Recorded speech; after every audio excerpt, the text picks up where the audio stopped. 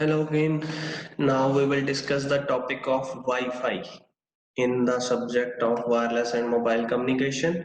Wi-Fi की full form होती है वायरलेस फाइडेलिटी। ये भी हम अपनी जनरल लाइफ में यूज करते हैं सारे, ठीक है। हमारे घरों में हम जहाँ पे एजुकेशन प्रोवाइड करवा रहे हैं अपने, मतलब खुद एजुकेशन ले रहे हैं, वहां पे वाईफाई, या हम किसी मॉल में चले जाएं, या आजकल मोस्टली जगह पे वाईफाई अवेलेबिलिटी होती है, ठीक है। सो जब ये क्वेश्चन आएगा इसके बारे में भी हम शॉर्ट नोट लिखना है, आपको शॉर्ट नोट ही आएगा। तो ये दो डायग्राम दिए हुए हैं, इसमें एक तो ये इसका लोगो है वाईफाई का, ये आप बना सकते हो, ठीक है। साथ में लिख देना नीचे इसके कि वाईफाई लोगो या wifi symbol.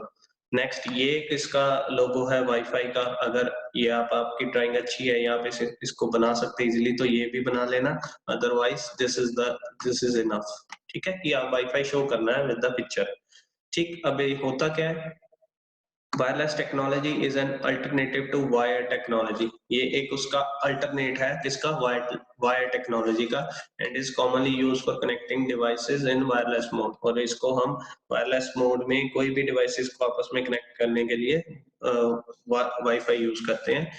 Wi-Fi stands for wireless fidelity. It is a generic term that refers to the, ये इसका स्टैंडर्ड है, IEEE 8.802.11, ठीक है। IEEE क्या होता है, institution of electrical and electronics engineering, और उसका स्टैंडर्ड है 802.11, ठीक है। और ये इसको जो हम वायरलेस लोकल एरिया नेटवर्क भी बोलते हैं, WLAN भी बोलते हैं, ठीक है, बिकॉज ये लोकल एरिया नेटवर्क बनाता है, हम इसको ज्यादा दूर नहीं सेंड कर सकते। It uses the radio frequency to transmit the data through the air. Wi-Fi network connects computer to each other, to the internet and to the wired network. ये इसके काम है, दो कंप्यूटर्स को आपस में जोड़ता है, या इंटरनेट के साथ जोड़ता है किसी कंप्यूटर को, या वायर्ड नेटवर्क के साथ जोड़ता है। Wi-Fi works on physical and data link layer। ये आप कंप्यूटर नेटवर्क में पढ़ चुके हैं इन लेयर्स के बारे में, तो ये दो लेयर्स पे काम करता है, physical and data link layer. Objectives of Wi-Fi. The purpose of Wi-Fi is to hide complexity by enabling wireless access to application and data media and streams। ये basically क्या करता है, complexity को दूर करता है, ठीक है, और वायरलेस access देता है डाटा को, मीडिया को, या किसी भी स्ट्रीमिंग को, ठीक है।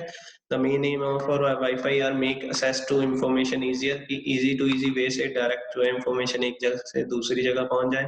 Ensure compatibility and coexisting of devices, दोनों devices की आपस में compatibility बनाता है। Eliminate complex cabling का काम खत्म कर देता है। Eliminate switches, adapter, plugins, pins and connector, ये सारे हार्डवेयर डिवाइसेस हैं जिसको ये रिमूव एलिमिनेट कर देता है, इसकी कोई जरूरत नहीं है। बाय यूजिंग वाईफाई डायरेक्ट हम वाईफाई टू वाईफाई कनेक्ट करके, पेयर करके एक दूसरे को डाटा शेयर कर सकते हैं। सो ये इसके ऑब्जेक्टिव्स हैं। इसके कुछ स्टैंडर्ड्स हैं, मतलब ये 4 वेरिएशन में मिलता है हमें।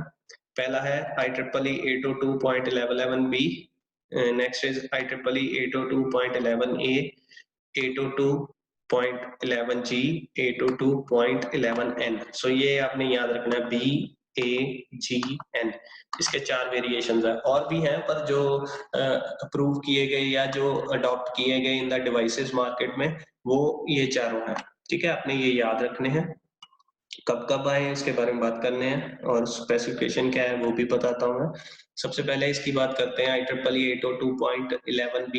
ये लेट 1999 में इसको इंट्रोड्यूस किया गया था। सबसे पहला जो वेरिएशन था वायरलेस का जो सक्सेसफुल हुआ था, ये स्पेक्ट्रम यूज करता है 2.4 गीगाहर्ट्ज, और इसकी थ्योरेटिकल स्पीड है 11 Mbps, बट एक्चुअल में ये 4 to 6 Mbps प्रोवाइड करता था, और इसकी रेंज जो है 100 to 150 फीट तक है। और स्पेसिफिकेशन है इसकी मोस्ट पॉपुलर था उस टाइम पे, और सबसे सस्ता जो था यही स्टैंडर्ड था।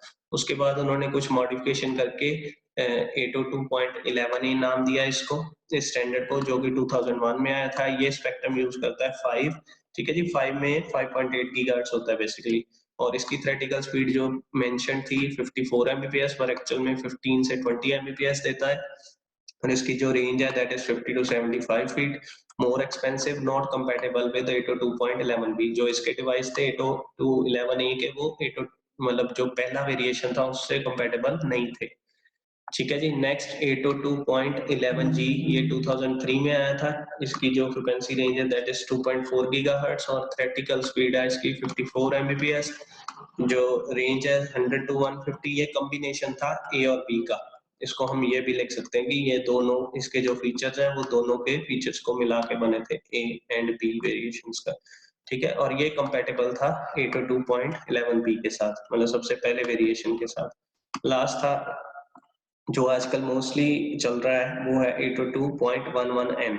तो ये 2009 में आया था। ये दोनों फ्रीक्वेंसी बैंड्स में अवेलेबल है, 2.4 और 5 गीगाहर्ट्ज। इसकी जो स्पीड है that is up to 200 Mbps और 300 फीट तक इसको डाटा को ट्रांसमिट कर सकता है और लेटेस्ट है, एक्सपेंसिव है। आप जब भी कोई वाईफाई राउटर लेते हैं या कोई वाईफाई कोई भी डिवाइस लेते हैं तो आप उस पे चेक कर सकते हो कि वो किस स्टैंडर्ड में काम करता है। उससे आपको पता चल जाता है कि वो लेटेस्ट टेक्नोलॉजी का है या पुरानी टेक्नोलॉजी का, ठीक है। हो सके तो आप चेक करना कि 802.11n का ही डिवाइस लें, ताकि हमें पता होता है कि ये टेक्नोलॉजी लेटेस्ट भी है, बट इसका रेट जो है बाकियों के साथ अगर कंपेयर करें तो थोड़ा ज्यादा होगा, ठीक है। नेक्स्ट, ये अगर डायग्राम बनाना है तो ऐसे बनाना है इसका। ये क्या करता है, इंटरनेट लेता है पीछे से, आगे ब्रॉडबैंड लिंक जो वायर्ड लिंक होता है वो लैन के थ्रू हमारे वाईफाई के पास पहुंचता है, ठीक है जी। वाईफाई क्या करता है, आगे रेडियो सिग्नल प्रोवाइड करता है टू द वाईफाई इक्विपमेंट्स, जो कि डेस्कटॉप भी हो सकता है, लैपटॉप भी हो सकता है, ठीक है। और कहीं 300 मीटर की रेंज में कहीं और लैपटॉप भी हो सकता है, ठीक है। सो ये एक तरह का हॉटस्पॉट है और इसको हम असेस पॉइंट भी बोलते हैं कि हम टेम्परेरी एक पॉइंट बना देते हैं जहां से वायर्ड नेटवर्क जो है वो वायरलेस में कन्वर्ट हो जाता है, ठीक है। सो ये आपने पिक्चर बनानी है वाईफाई में। नेक्स्ट, इसके एलिमेंट्स, सबसे पहले इसका एक्सेस पॉइंट होता है जो कि एक वायरलेस लैन ट्रांस रिसीवर होता है, ट्रांसमिट भी कर सकता है सिग्नल को, रिसीव भी कर सकता है, इसको हम बेस स्टेशन भी बोलते हैं। दैट कैन कनेक्ट वन और many wireless devices simultaneously to the internet.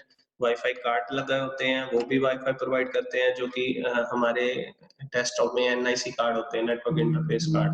They accept the wireless signal and relay information and they can be internal and external. और सेफगार्ड्स भी हो सकते हैं वाईफाई के, मतलब फायरवॉल्स या antivirus software protect network from unwanted user and keep information secure, ठीक है जी। ये भी वाईफाई का एक एलिमेंट है जो ये काम कर सकता है वाईफाई के through.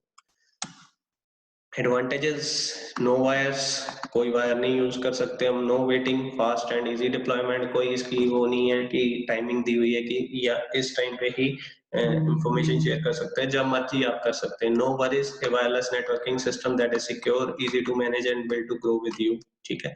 Ease of installation, quick है, इजी सेटअप है इसका, सिक्योरिटी बहुत सारी लग सकती है इसकी, WEP, WPA, WPA2, ये आप कंप्यूटर नेटवर्क में पढ़ सकते हैं। फास्ट डाटा ट्रांसफर रेट है, ठीक है जी, अप टू 200 Mbps तक डाटा ट्रांसफर रेट हो सकता है इसका, जो कि बहुत फास्ट माना जाता है। डिसएडवांटेज क्या है, अगेन लिमिटेड रेंज, ज्यादा रेंज नहीं हम इसको प्रोवाइड करवा सकते। इंटरफेरेंस फ्रॉम अदर डिवाइस, ये भी 2.4 गीगाहर्ट्ज पे चलता है, तो कॉर्डलेस फोन हो गया, ब्लूटूथ हो गया या माइक्रोवेव ओवन्स हो गए, इन सब की इंटरफेरेंस इस पे आ सकती है। हाई पावर कंजप्शन है, बैटरी लाइफ, मतलब हीट भी, जब ये ज्यादा देर चलता है, 12 घंटे या 13 घंटे रेगुलर चलेगा तो हीट अप हो जाता है, तो जो इसकी पावर है वो ज्यादा कंज्यूम करता है। Data security risk, huge challenge for wifi. आजकल हम देखते हैं कि हैकर्स काफी तरह के सिक्योरिटीज को हैक कर सकते हैं, तो हमारा वाईफाई नेटवर्क जो है वो हैक हो सकता है, वो कोई और भी यूज कर सकता है, ठीक है जी। So this was WiFi. इसके बारे में कोई क्वेश्चन हो तो आप पूछ सकते हैं जब मर्जी। Thank you.